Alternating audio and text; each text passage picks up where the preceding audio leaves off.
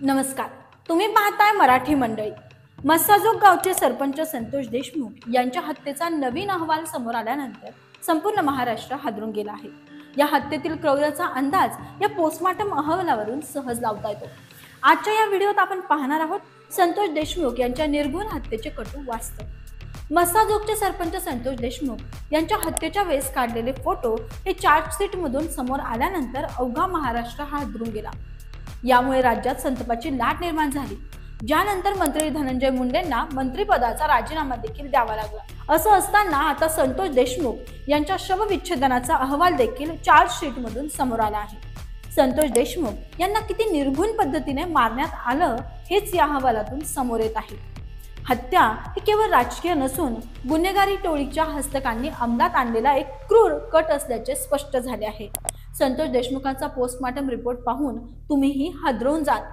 मिळालेल्या माहितीनुसार सरपंच संतोष देशमुख यांच्या शरीराच्या बहुतांशी भागावर अत्यंत गंभीर स्वरूपाच्या अशा जखमा आहेत। संतोष देशमुख यांना एवढ्या अमानुषपणे मारहाण करण्यात आली आहे की त्यांचं अवघं शरीर हे काळं निळं पडलं होतं।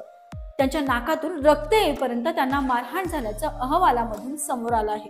चला तर बघूया पोस्टमार्टम अहवालातून समोर आलेल्या काही धक्कादायक बाबी, जे संतोष देशमुख यांना किती अमानुषपणे मारले गेले याचा पुरावा देत आहेत। सरपंच संतोष देशमुख यांना अत्यंत हालहाल करून मारण्यात आले। संतोष देशमुख यांची हत्या ही जबर मारहाणीमुळे झाल्याचे स्पष्ट झाले। संतोष देशमुख यांच्या नाकातून रक्त येईपर्यंत मारहाण करत आल्याचं अहवालात नमूद करण्यात आलं आहे। या जबर मारहाणीमुळे देशमुख यांचे संपूर्ण शरीर काळं निळं पडल्याचे अहवालात नमूद झाले आहे। संतोष देशमुख यांच्या शरीरावर बहुतांश भागात गंभीर स्वरूपाच्या जखमा, हनुवटी, कपाळ, दोन्ही गालावर देखील गंभीर स्वरूपाच्या जखमा या अहवालात नमूद झाल्या आहेत। देशमुख यांच्या पोटावर बेदम मारहाण केल्याने नाकातून रक्तस्राव झालेला आहे। याशिवाय छाती, गळ्यावर आणि गळ्याच्या समोर अत्यंत गंभीर जखमा झाल्या होत्या। छातीवर उजव्या आणि डाव्या बाजूला तसेच बरगड्यांवर गंभीर स्वरूपाची मारहाण झाली आणि ज्यामुळे अंतर्गत जखमा त्यांना झाल्या होत्या। संतोष देशमुख यांच्या डाव्या खांद्यावर मोठ्या जखमा तसेच दंड, कोपरा, मनगट, हाताच्या मुठीवरही गंभीर स्वरूपाच्या जखमा आढळून आल्या होत्या। संतोष देशमुख यांना करण्यात आलेल्या मारहाणीमुळे हात काळा निळा पडला असून त्यांच्या पोटऱ्याही काळ्या निळ्या पडल्या होत्या। मांडी, गुडघा, नडगी आणि बरगड्यांवर बेदम मारहाण केली होती। या गंभीर स्वरूपाच्या मारहाणीमुळे संतोष देशमुख यांची पाठ काळी निळी पडली। तसेच संतोष देशमुख यांना केलेल्या जबर मारहाणीमुळे त्यांच्या शरीरात जवळपास 2 ते 3 लिटर रक्त साचलं होतं। देशमुख यांना 2.5 ते 3 तास जबर मारहाण झाल्याची माहिती अहवालातून समोर झाली आहे।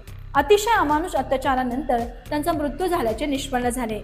हे केवळ अपघाती किंवा अचानक घडलेले हत्याकांड नव्हते, तर नियोजित, क्रूर आणि निर्दयी हत्या होती। सीआयडीने 1400 पानांचे चार्जशीट कोर्टात सादर केले आहे। या चार्जशीटमध्ये पोस्टमार्टम अहवालासह संतोष देशमुख यांच्यावर झालेल्या हत्येचा फोटो आणि व्हिडिओचा समावेश आहे।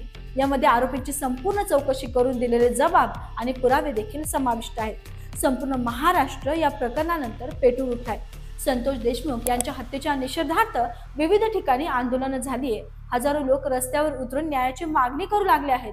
सरकारवर प्रचंड दबाव आला आणि मंत्री धनंजय मुंडे यांनी आपल्या पदाचा राजीनामा दिला। पोलिसांवरील दबावामुळे सीआयडीने या प्रकरणाचा अधिक तपशीलवार तपास सुरू केलेला आहे। आरोपींना कठोर शिक्षा मिळावी यासाठी सरकारी पक्ष पुरावे सादर करत आहे। जनतेच्या आक्रोशामुळे न्यायालयाने या प्रकरणावर वेगाने सुनावणी सुरू केली आहे। आता संपूर्ण महाराष्ट्र या प्रकरणाच्या निकालाकडे लक्ष ठेवून आहे। हत्येतील आरोपींना कठोर शिक्षा होईल का? गुन्हेगारी टोळ्यांवर कारवाई होईल का? सामान्य नागरिकांना न्याय मिळेल का? संतोष देशमुख यांना निःपापपणे, क्रूरपणे ठार करण्यात आले, यावर त्यांच्या कुटुंबाला न्याय मिळेल का? महाराष्ट्राच्या इतिहासात हा काळा दिवस आहे, पण या प्रकरणाच्या निकालाने महाराष्ट्राला नवीन दिशा मिळणार आहे। आता या विषयावर तुम्हाला काय वाटतं?